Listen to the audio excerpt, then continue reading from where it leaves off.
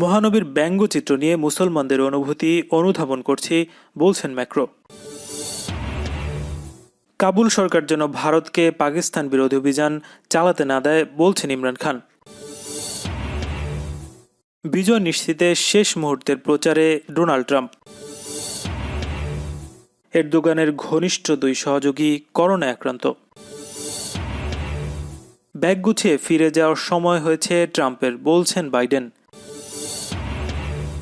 এবার মহানবী সাল্লাল্লাহু অবমাননার দায়ে বেলজিয়ামের স্কুল শিক্ষক বরখাস্ত। ট্রাম্পের সভার জন্য করোনা আক্রান্ত 30,000, মৃত্যু 700 জনের। ফ্রান্সে গির্জায় বন্দুক হামলা এবং ট্রাম্পকে যুদ্ধ আখ্যায়িত করে ভোট চাইলেন মেয়ে ইভাঙ্কা।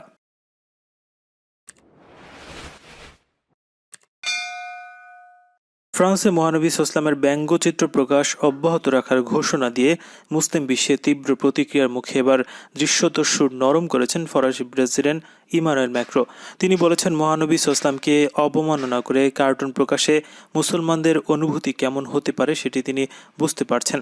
সংবাদ মাধ্যম আল জাজিরাকে একান্ত সাক্ষাৎকারে নিজের এমন মনোভাবের কথা জানান তিনি।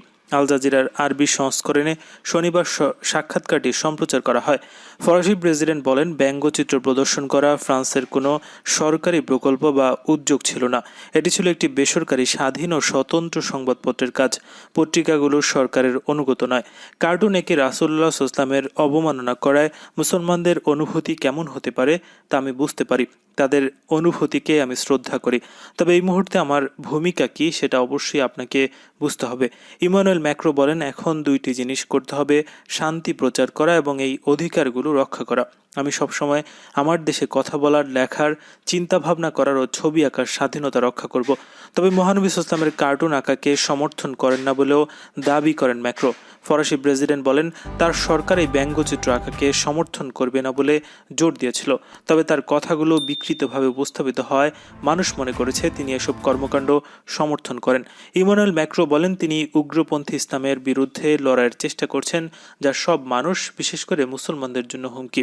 তিনি বলেন, ইসলামকে যারা বিকৃত করে তাদের আচরণেই মুসলমানরা সবচেয়ে বেশি ক্ষতিগ্রস্ত হয়। ফরাসি প্রেসিডেন্ট বলেন, আজ বিশ্বে এমন কিছু লোক আছে যারা ইসলামকে বিকৃত করে, তার ধর্মের নামে খুন করে, জবাই করে। কিছু কিছু চরমপন্থী ব্যক্তি ও সংগঠন ইসলামের নামে সহিংসতা তৈরি করছে। অবশ্যই এটি ইসলামের জন্য একটি সমস্যা, কেননা মুসলিমরা এর প্রধান শিকার।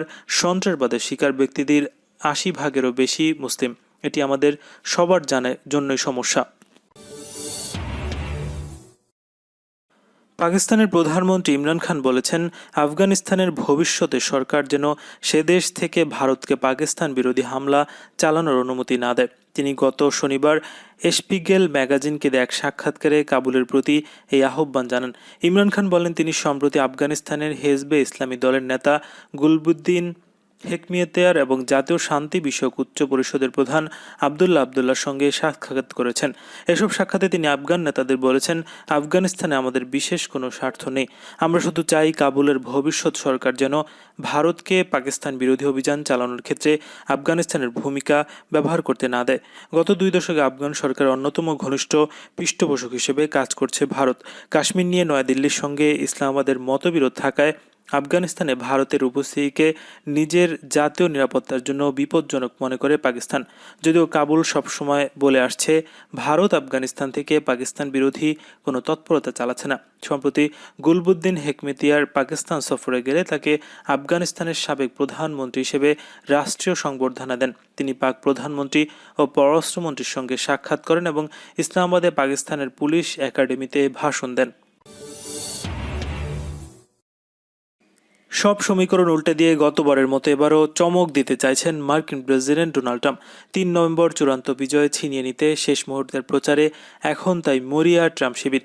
এই লক্ষ্যে রোববার থেকে 2 দিনের ব্যাপক ভিত্তিক প্রচারণায় নেমেছে তারা। শেষ মুহূর্তে মূলত ব্যাটল গ্রাউন্ড বা দোদুল্যমান হিসেবে পরিচিত রাজ্যগুলোর ওপর জোর দিচ্ছেন ট্রাম্প। শনিবার পেনসিলভেনিয়ায় 4টি সমাবেশে অংশ নেন তিনি। রাজ্যটিতে এখনও সামান্য ব্যবধানে এগিয়ে রয়েছেন বাইডেন। হোয়াইট হাউসে আরও 4 বছর থাকার লড়াইয়ে রোববার থেকে প্রচার অভিযান আরও জোরদার করেছেন তিনি। এবারের নির্বাচনে বিজয়ী হতে ব্যর্থ হলে 1992 সালের পর ট্রাম্পই হবেন দ্বিতীয় মেয়াদে প্রেসিডেন্ট হতে না পারা প্রথম ব্যক্তি।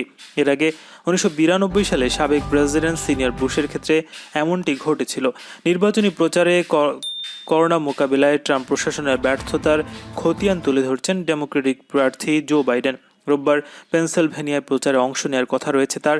এর আগের দিনই সেখানে একাধিক সমাবেশে অংশ নেন ট্রাম্প। মার্কিন নির্বাচনে গুরুত্বপূর্ণ হিসেবে বিবেচিত রাজ্যগুলোর একটি পেনসিলভেনিয়া। রোববার ও সোমবার প্রতিদিন 5টি করে 2 দিনে মোট 10টি সমাবেশ করবেন ট্রাম্প। এখন পর্যন্ত পুরো প্রচারণার সবচেয়ে ব্যস্ত সময় যাবে এই 2 দিন। রোববার Michigan, Iowa, North Carolina, Georgia, ফ্লোরিডায় কর্মসূচি রয়েছে ট্রাম্পের। সোমবার নর্থ ক্যারোলিনা এবং পেনসিলভেনিয়ায়, উইসকনসিন, মিশিগানের 2টি ভেন্যুতে আয়োজিত সমাবেশে অংশ নেওয়ার কথা রয়েছে তার। এবারের নির্বাচনে এরই মধ্যে 8.5 কোটি বেশির ভোটার আগাম ভোট দিয়েছেন। তাদের মধ্যে 5.5 কোটি ভোটার ডাকযোগে ভোট দিয়েছেন। দৃশ্যত আগাম ভোট দেওয়া ব্যক্তিদের বেশিরভাগই জো বাইডেনের সমর্থক। তুরস্ক সরকারের শীর্ষস্থানীয় 2 কর্মকর্তা করোনাভাইরাস আক্রান্ত হয়েছেন। তারা হলেন প্রেসিডেন্ট রিসেপ তাইপ এরদোগানের মুখপাত্র ইব্রাহিম কালিন ও স্বরাষ্ট্রমন্ত্রী সুলেমান সয়লু। দুজনেই এরদোগানের ঘনিষ্ঠ বলে পরিচিত। করোনা পজিটিভ হলেও তাদের দুজনের তেমন কোনো লক্ষণ নেই বলে তারা জানিয়েছেন। চিকিৎসাও প্রায় শেষ পর্যায়ে। এরদোগানের মুখপাত্র ইব্রাহিম কালিন শনিবার সংবাদ মাধ্যমকে বলেন, তার হালকা কোভিড-19 উপসর্গ রয়েছে এবং চিকিৎসাও শেষের দিকে। তবে তিনি কতদিন ধরে অসুস্থ তা উল্লেখ করেননি। এর আগে স্বরাষ্ট্রমন্ত্রী সুলেমান সয়লু জানান, সোমবার অসুস্থ বোধ করার পর তিনি, তার স্ত্রী এবং কন্যার করোনা পরীক্ষায় পজিটিভ এসেছে। তাদের হাসপাতালে চিকিৎসা দেওয়া হচ্ছে। ধন্যবাদ, আমরা কিছুটা উন্নত, বলেন তিনি। করোনা সংক্রমণ ঠেকাতে এপ্রিলের প্রথম সপ্তাহে লকডাউন ঘোষণা করেন স্বরাষ্ট্রমন্ত্রী সয়লু। লকডাউন কার্যকর করার মাত্র 2 ঘন্টা আগে ঘোষণা দেয় বাজারগুলোতে চরম বিশৃঙ্খলা ছড়িয়ে পড়ে। এজন্য সমালোচিত হয়েছিলেন সয়লু। পরে সয়লু প্রেসিডেন্ট এরদোগানের কাছে পদত্যাগপত্র জমা দিলে তা প্রত্যাখ্যাত হয়। আল জাজিরার খবরে বলা হয়, করোনায় আক্রান্ত এই 2 কর্মকর্তা প্রেসিডেন্ট এরদোগানের সঙ্গে নিয়মিতই যোগাযোগ করে থাকেন। শনিবার ভূমিকম্প বিধ্বস্ত এলাকা ইজমির পরিদর্শনে গিয়েছিলেন তারা। মার্কিন প্রেসিডেন্ট নির্বাচনের আর মাত্র 2 দিন বাকি। এই নির্বাচনে দ্বিতীয়বারের মতো অংশ নিতে যাচ্ছেন বর্তমান প্রেসিডেন্ট ডোনাল্ড ট্রাম্প। আর নির্বাচনে তার তীব্র প্রতিদ্বন্দ্বী ডেমোক্র্যাট দলের জো বাইডেন। নির্বাচন যতই ঘনিয়ে আসছে, এক পক্ষ আরেক পক্ষের বিরুদ্ধে নানা কথা প্রচার করে ভোটারদের আকৃষ্ট করতে মরিয়া হয়ে উঠছে। এবারে নির্বাচনে ডোনাল্ড ট্রাম্পকে ভোট না দেওয়ার জন্য ভোটারদের প্রতি আহ্বান জানিয়েছেন জো বাইডেন। ভোটারদের উদ্দেশ্য করে জো বাইডেন বলছেন, ট্রাম্প গত 4 বছরে দেশ ও দেশের মানুষের মধ্যে বিভেদ সৃষ্টি করছে। তিনি আমেরিকানদের ব্যর্থতার জন্য দায়ী। রিপাবলিকান দলের প্রেসিডেন্ট প্রার্থী ট্রাম্প ও ডেমোক্র্যাট দলের বাইডেনের মধ্যে তীব্র প্রতিদ্বন্দ্বিতার আভাস পাওয়া গেছে। মিশিগানের ডেট্রয়েট এক নির্বাচনী সমাবেশে জো বাইডেন বলেন, যে প্রেসিডেন্ট জাতির মধ্যে বিভেদ তৈরি করছে, জাতিকে রক্ষা করতে ব্যর্থ হয়েছে এবং দেশে ঘৃণা ছড়িয়েছে, 3 দিনের মধ্যেই আমরা তার সমাপ্তি ঘটাতে পারি। জো বাইডেন বলেন, তিনি এই নির্বাচনে বেশ আশাবাদী যে আমেরিকানরা ট্রাম্পকে ক্ষমতা থেকে সরিয়ে দেওয়ার জন্য এবার ভোট দেবেন। এই প্রেসিডেন্ট প্রার্থী বলেন, লাখ লাখ আমেরিকানের মধ্যেই ভোট দিয়েছে, আরও কয়েক লাখ মানুষ সামনের দিনগুলোতে ভোট দেবেন।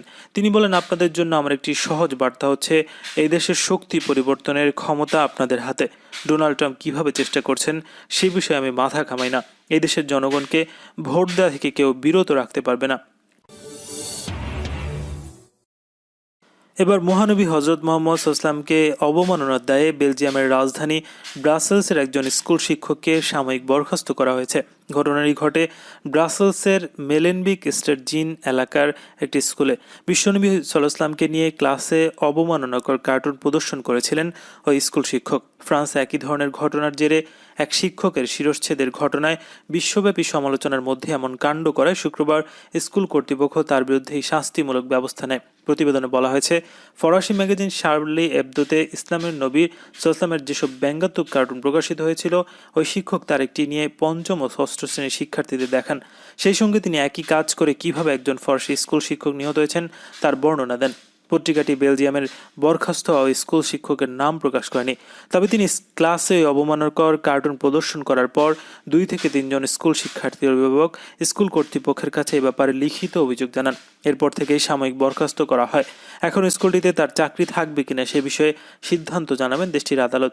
অভিযোগ দায়েরকারী শিক্ষার্থীদের পরিবারের বরাত দিয়ে বেলজিয়ামের লা লিব্রে পত্রিকা জানিয়েছে, ওই স্কুল শিক্ষক ক্লাসে একটি ট্যাবলেট কম্পিউটার নিয়ে আসেন এবং সেখান থেকে মানবতার মুক্তিদূত বিশ্বনবী হজরত মুহাম্মদ সাল্লাল্লাহু ব্যঙ্গাত্মক কার্টুনগুলো একের পর এক শিক্ষার্থীদের প্রদর্শন করতে থাকেন। সেই সঙ্গে তিনি একথা বলেন, যারা এসব দেখতে চায় না তারা যেন মাথা নিচু করে থাকে। আমেরিকার প্রেসিডেন্ট ডোনাল্ড ট্রাম্পের নির্বাচনী জনসভার কারণে 30,000 মানুষ করোনায় আক্রান্ত হয়েছে। মৃত্যু হয়েছে 700-রও বেশি মানুষ। সম্প্রতি এক সমীক্ষায় এমনই দাবি করলেন স্ট্যানফোর্ড বিশ্ববিদ্যালয়ের গবেষকরা। সমীক্ষা দাবি করা হয়, যেসব জায়গায় ট্রাম্প জনসভা বা র্যালি করেছেন সেখানেই করোনা ভাইরাস ছড়িয়েছে ভয়াবহভাবে। স্ট্যানফোর্ড বিশ্ববিদ্যালয়ের গবেষকরা সমীক্ষাটির নাম দিয়েছেন the effects of large group meetings on the spread of কোভিড-19, the sketch of Trump rallies. সমীক্ষায় দাবি করা হয়েছে, গত 20 জুন থেকে 22 সেপ্টেম্বর পর্যন্ত মোট 18টি জনসভা করেছেন ট্রাম্প। এই সময়ের মধ্যে 30,000 মানুষ করোনায় সংক্রমিত হয়েছেন। তবে জনসভায় উপস্থিত সবাই যে করোনায় আক্রান্ত হয়েছেন এমনটি নয়। তবে জনসভা থেকেই সংক্রমণ ছড়িয়েছে বলে মত গবেষকদের। যুক্তরাষ্ট্রে যখন করোনার সংক্রমণ চরম মাত্রায় পৌঁছেছে, মাস্ক ছাড়াই বিভিন্ন র্যালিতে অংশ নিতে দেখা গেছে ট্রাম্পকে। নির্বাচনী জনসভা করছেন, পরে নিজেও করোনা আক্রান্ত হয়েছেন, তারপরও জনসভা করে গেছেন। এজন্য প্রবল সমালোচনার মুখে পড়তে হয়েছে ডোনাল্ড ট্রাম্পকে। এই মহামারীর সময় তার উদাসীন মনোভাব নিয়ে প্রশ্ন তুলেছেন অনেকে। বিরোধীরা এই মনোভাব নিয়ে বারবার আক্রমণ শানিয়েছেন। সমীক্ষার বিষয়টি প্রকাশ্যে আসার পর ট্রাম্পের প্রতিদ্বন্দ্বী প্রেসিডেন্ট পদপ্রার্থী জো বাইডেন সেটিকে হাতিয়ার করে জোর প্রচার শুরু করেছে। ফ্রান্সের লিওন শহরের এক অর্থোডক্স গির্জায় বন্দুক হামলার ঘটনা ঘটেছে। এতে মারাত্মক আহত হয়েছেন গির্জার যাজক। শনিবার স্থানীয় সময় বিকেল 4টার দিকে হামলার ঘটনা ঘটে। প্রত্যক্ষদর্শীদের বরাত দিয়ে ব্রিটিশ বার্তা সংস্থা রয়টার জানিয়েছে, গুলি চালানোর পর হামলাকারী পালিয়ে গেছে। রাজধানী প্যারিসে স্বরাষ্ট্রমন্ত্রী জেরাল্ড ডারমানিন উদ্ভূত সংকট মোকাবিলায় জরুরি বৈঠকে বসেছেন। মন্ত্রণালয়ের তরফ থেকে লিওন শহরের ওই এলাকা এড়িয়ে চলার জন্য জনসাধারণকে নির্দেশ দেওয়া হয়েছে। এর আগে ফ্রান্সের নিস শহরের একটি গির্জায় ছুরি হামলায় এক নারীসহ 3 জন নিহত হয়। মহানবী সাল্লাল্লাহু ব্যঙ্গচিত্র প্রদর্শনের জেরে এক মুসলিম উগ্রবাদী কর্তৃক একজন ইতিহাসের শিক্ষককে হত্যার পর থেকেই উত্তপ্ত ফ্রান্স। এই ঘটনায় মহানবী সাল্লাল্লাহু ব্যঙ্গচিত্র প্রকাশ অব্যাহত রাখার ঘোষণা দেয় ম্যাক্রো। এরপর গত বৃহস্পতিবার দেশটির নিস শহরের একটি চার্চে ছুরি হামলা চালিয়ে এক নারীসহ 3 জনকে হত্যা করে এক তিউনিসীয় যুবক। এই ঘটনাকে ইসলামপন্থী সন্ত্রাসী হামলা আখ্যা দেন ম্যাক্রো। মার্কিন প্রেসিডেন্ট ডোনাল্ড ট্রাম্প একজন যোদ্ধা। হোয়াইট হাউসে তাকে আরও 4 বছর প্রয়োজন বলে উল্লেখ করেছেন তার মেয়ে ইভাঙ্কা ট্রাম্প। বাবাকে এভাবেই যোদ্ধা হিসেবে আখ্যায়িত করে ইভাঙ্কা বলেন, দেশবাসীকে তিনি প্রতিশ্রুতির চেয়েও অনেক বেশি কিছু দিয়েছেন।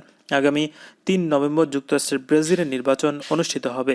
নির্বাচন উপলক্ষে শনিবার ওহাইও অঙ্গরাজ্যে এক বিশাল জনসমাবেশে ইভাঙ্কা বলেন, বিগত কয়েক দশকে তার পূর্বসূরি ও রাজনীতিবিদদের ভুল সংশোধন করে 4 বছরে তার বাবা যুক্তরাষ্ট্রকে সঠিক পথে নিয়ে গেছেন।